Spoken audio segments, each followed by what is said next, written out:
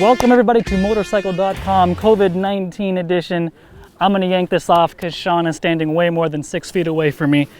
Look what we have here. The KTM 890 Duke R in the flesh. What an amazing motorcycle. I'm gonna get this out of the way now. If you own a 790 Duke, like my boss Evans, who's standing off camera right over there, you should be really pissed off right now because this is a really good motorcycle. Here's what we're gonna do for this video.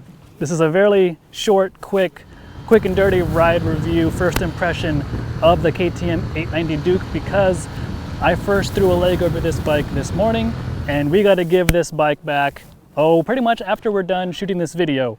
So definitely did not get a chance to go deep and dirty in this bike, but this thing is meant for roads like you see behind me, and holy crap, is it a fun and exciting motorcycle. First and foremost, there's the bigger engine, right? The 890 parallel twin, torque at the bottom, power up top. It just takes everything the 790 was and just bumps it up a degree or two, and it sounds like a small change, but when you're sitting in the saddle, it's a big change because all those things just come together really well. So the overall changes, obviously we start with the bigger 890 parallel twin. You got better suspension, adjustable WP apex suspension, different ergonomics, a little bit lower tapered bar, a flatter seat that puts you a little bit more forward. You got Brembo's Stylema calipers, Brembo master cylinder, high-end components where maybe the 790 had a little bit lower spec stuff. It's all these little incremental changes that come with an R model KTM that elevate this bike over the 790. And I'll say it again, that engine, the 890, what a masterpiece. So let's get to the nitty-gritty of what the 890 Duke R is like to ride. In short, it's incredibly fun. There's definitely a lot of power for the experienced rider to have a ton of fun on, but it's not like crazy amounts of power like the 1290 Super Duke would be. KTM rates this engine at about 120-ish horsepower, and this is like the Goldilocks spot for power. It's just everywhere, and it's not overwhelming. It's definitely enough when you crack on the throttle. I did a little bit of time going through the different riding modes.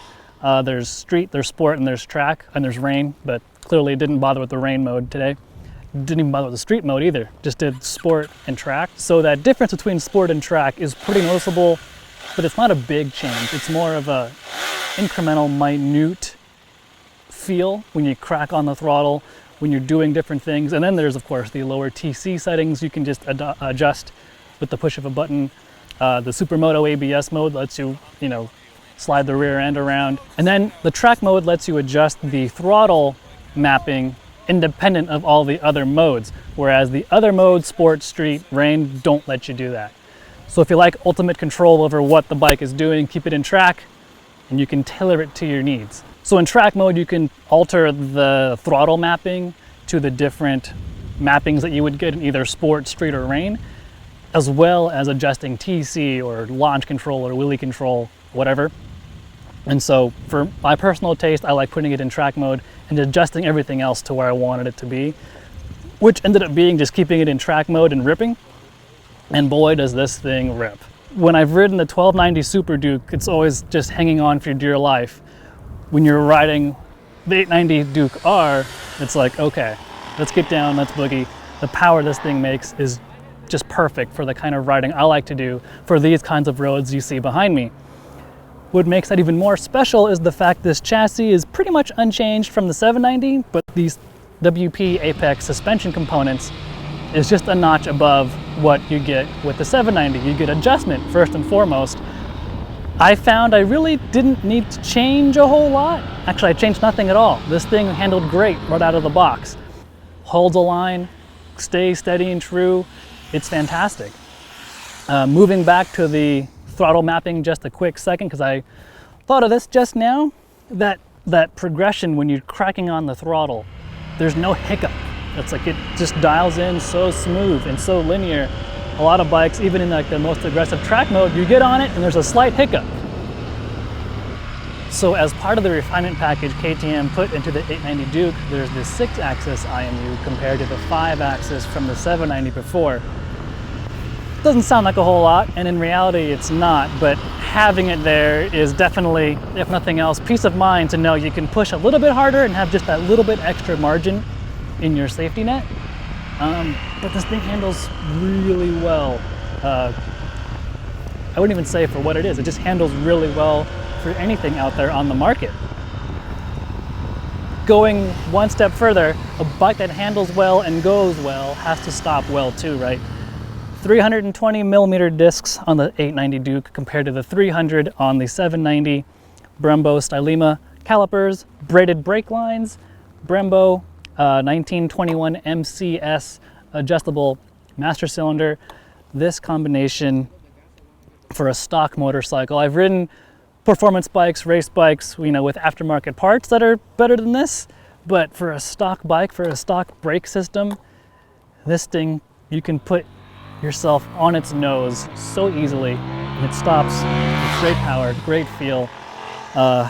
It's just so linear and it's just so good. Do you see a trend here? Do you see what I'm putting down here? This is a good motorcycle, y'all.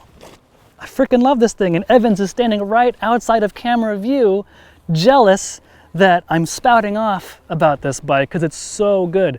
And the price, $11,699.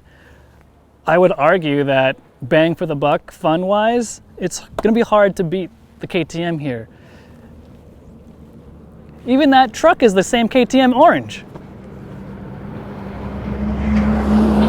So another nod towards the 890's performance features. You look at these Michelin Power Cup tires, like the sidewalls are pretty much slicks. It tells you right away, like this thing is meant to boogie and go quickly in the canyons, go quickly at the racetrack, just like that Porsche is. Everything about this bike screams performance and carving corners. It's probably why they call it the Super Scalpel.